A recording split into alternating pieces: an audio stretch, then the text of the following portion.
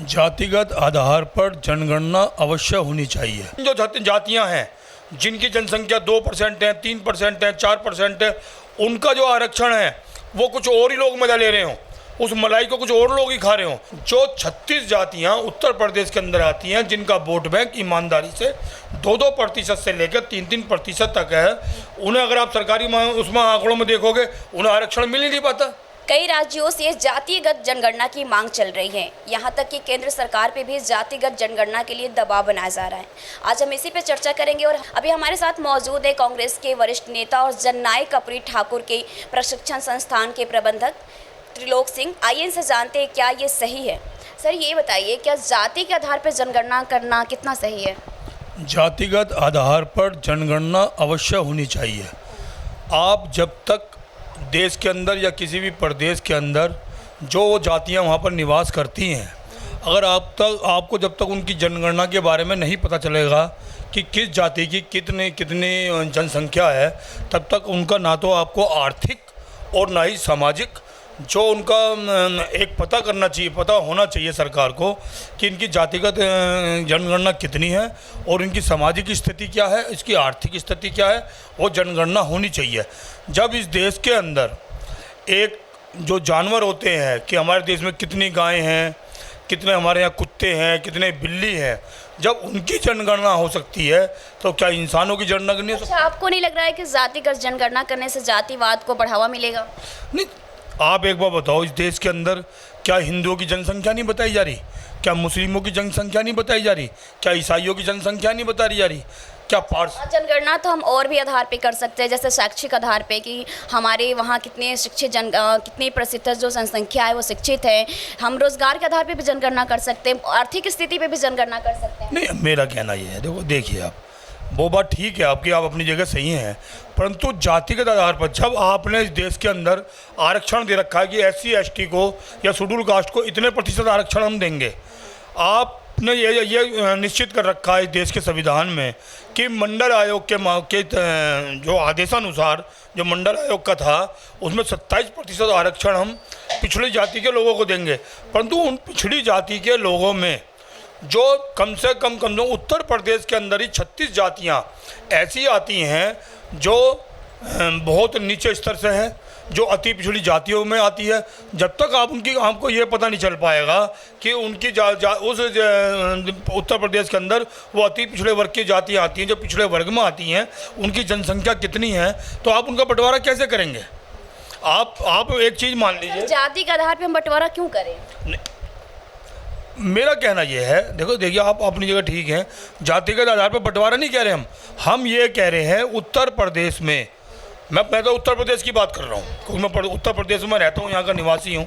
मेरा कहना यह है, उत्तर प्रदेश में जो जातियाँ निवास कर रही हैं, जो पिछड़े वर्ग में आती हैं, जो अति पिछड़े वर्ग में आती हैं, तो उनकी जाति के बारे में जब तक आपको पता नहीं चल पाएगा जातिगत आधार पर जनगणना के साथ साथ आप उनका ये भी पता करेंगे कि ये सामाजिक स्तर पर ये कितने नीचे हैं, आर्थिक स्तर पर कितने नीचे हैं, इस समाज के लोगों को कितनी सरकारी नौकरियों में इन्हें आरक्षण दिया गया है अभी तक या नहीं दिया गया। कहीं ऐसा ना हो कि बड़ी मछली छोटी मछली को खा जाती है, निगल जाती है। कहीं ऐसा ना हो इन जो जातियाँ हैं जिनकी जनसंख्या 2% है, 3% है, 4% है, उनका जो आरक्षण है वो कुछ और ही लोग मजा ले रहे हों, उस मलाई को कुछ और लोग ही खा रहे हों। तो हमारा कहना यह है, उत्तर प्रदेश के अंदर ही नहीं पूरे देश के अंदर जातिगत जो आधार पर उसकी जनगणना होनी चाहिए। अच्छा, ये जातिगत जो आरक्षण भी मिले हैं या जो भी चीज़ मिली है, एक जाति को बोला जाता है कि जो पिछड़ी जातियां हैं वो गरीब हैं या फिर, लेकिन इस आधार पर ऐसा समाज में कुछ देखने को नहीं मिलता है। पिछड़ी जाति में भी बहुत लोग हैं जिनके पास अच्छा खासा सब कुछ है, बड़े जॉब में हैं, लेकिन बड़े लोग भी हैं, बड़ी जातियों में भी ऐसे लोग हैं जो अभी भी पिछड़े हुए हैं। तो कहाँ तक ये सही है जातिगत जनगणना? देखो, वो इस देश के अंदर एक कानून बना, आप लगा लो, देश को तो आज़ाद हुए 70 साल हो गए, 75 साल हो गए, आप SC ST को, शेड्यूल कास्ट को आप आरक्षण दे रहे हैं ना, आप आरक्षण दीजिए, परंतु अब जब आप क्रीमी लेयर लेके आए हैं, आपने कहा है कि जिसकी इनकम इतने % होगी, इतने लाख होगी, उसको आरक्षण नहीं मिलेगा। आप कह रहे हैं ना, परंतु जब इस देश में एक परंपरा पहले से शुरू करी गई बाबा साहब भीमराव अंबेडकर जी के समय में कि भाई आरक्षण जो है जातिगत आधार पर दिया जाएगा, और जो नीचे तबके के लोग हैं, आरक्षण सही मायने में उनके लिए बना है। जो आर्थिक आधार पर कमज़ोर हैं, जो सामाजिक आधार पर कमज़ोर हैं, उन लोगों को एक समाज की बराबरी में लाने के लिए उन्हें आरक्षण की परंपरा शुरू करी गई। अच्छा, ये जो जातिवाद खत्म करने के लिए इतने सालों से जो संघर्ष चला है, अभी कुछ मतलब लोगों की मानसिकता भी थोड़ी बदली है, तो आपको नहीं लगता कि एक बार फिर से जाति के आधार पर जनगणना करना के वो चीज़ें फिर से आ जाएगी हमारे? देखिए, आज राजनीतिक पार्टियां जो जातिगत आधार पर जो जनगणना की जो मांग कर रही हैं, ये राजनीतिक पार्टियों की मांग नहीं है। ये क्योंकि मैं भारतीय सैन्य समाज का जो कर्पूरी ठाकुर समाज है उसका मैं प्रदेश का प्रवक्ता भी हूँ। मैं उसके नाते हमारी भी मांग है, हमारा कहना ये है, जब बिहार के अंदर जो कर्पूरी ठाकुर फार्मूला के नाम से पूरे देश में मशहूर है, हमारा कहना ये है कि जितनी हमारी अति पिछड़ों की आबादी है जो 36 से 40% है, वो आरक्षण आज तक क्या होता आया है? आरक्षण आज तक जो मोस्ट बैकवर्ड है, जो आर्थिक आधार पर मजबूत है, जो राजनीतिक आधार पर मजबूत है, हमेशा आरक्षण का फायदा उन लोगों को मिला। जो 36 जातियां उत्तर प्रदेश के अंदर आती हैं, जिनका वोट बैंक ईमानदारी से 2-2% से लेकर 3-3% तक है, उन्हें अगर आप सरकारी उसमें आंकड़ों में देखोगे, उन्हें आरक्षण मिल ही नहीं पाता। वो लोग वहाँ तक पहुँच ही नहीं पाते। तो हमारा कहना यह है कि जब एक बिल्कुल स्पष्ट सामने आ जाएगा कि इस जाति की इतनी आबादी है, उसी जनसंख्या के आधार पर उसे आरक्षण दिया जाए। अच्छा, जब हम पिछड़ों की बात करते हैं तो हम हमेशा जाति पे जाते हैं कि ये पिछड़ी जाति का है तो ये पिछड़ा होगा, लेकिन ऐसा कुछ होता नहीं कि वो पिछड़ी जाति का है तो पिछड़ा होगा। बड़े जाति में भी बहुत लोग पिछड़े हैं। हमारा अभी जो देश है, कई मामलों में हमारे देश के जो लोग हैं कई मामलों में पिछड़े, जैसा शिक्षा के मामलों में भी पिछड़े हैं। कई सारे भले ही बड़े जाति के हों लेकिन पिछड़े हैं।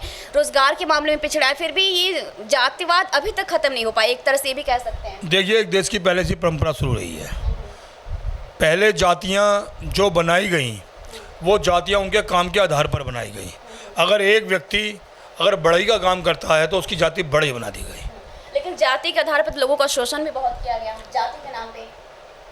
सच्चाई तो ये है, इस देश का जो मैनिफेस्टो है, चाहे वो किसी की भी सरकारें रही हों, जो कमज़ोर तबके का व्यक्ति है, आज भी परिस्थितियाँ उनकी वही है। वो सामाजिक आधार पर भी और आर्थिक आधार पर भी आज भी बैकफुट पे ही। तो इसको सुधारने के लिए हम क्या कर सकते हैं? अब जो वास्तव में जो आर्थिक आधार पर कमज़ोर हैं, जो सामाजिक आधार पर कमज़ोर हैं, उन लोगों को अगर बराबरी में लाने का आप काम करेंगे तो नेचुरल है, वो शिक्षा के माध्यम से आप शिक्षा में आरक्षण दीजिए।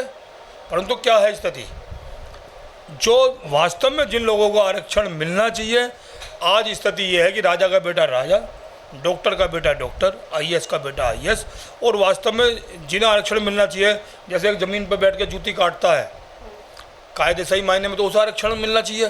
परंतु एक IAS के बेटे को भी अगर आप आरक्षण दे रहे हैं जाति के आधार पर, देखो मैं तो उसका विरोध करता हूँ। परंतु मेरा कहना ये है कि आप जो वास्तव में जिन्हें आरक्षण की आवश्यकता है, जो छोटी छोटी जातियाँ हैं, जिन्हें वास्तव में जो है सरकारी नौकरियों में आप उनका अगर लेकर के आएंगे, उनके आंकड़े लेकर आएंगे, जिन्हें आरक्षण मिलना चाहिए था OBC के नाम पर, उन्हें आरक्षण नहीं मिला। वो आज भी जो उनकी परिस्थितियां पहले थी, सामाजिक तौर पर भी आर्थिक तौर पर भी, आज भी वो स्थिति है।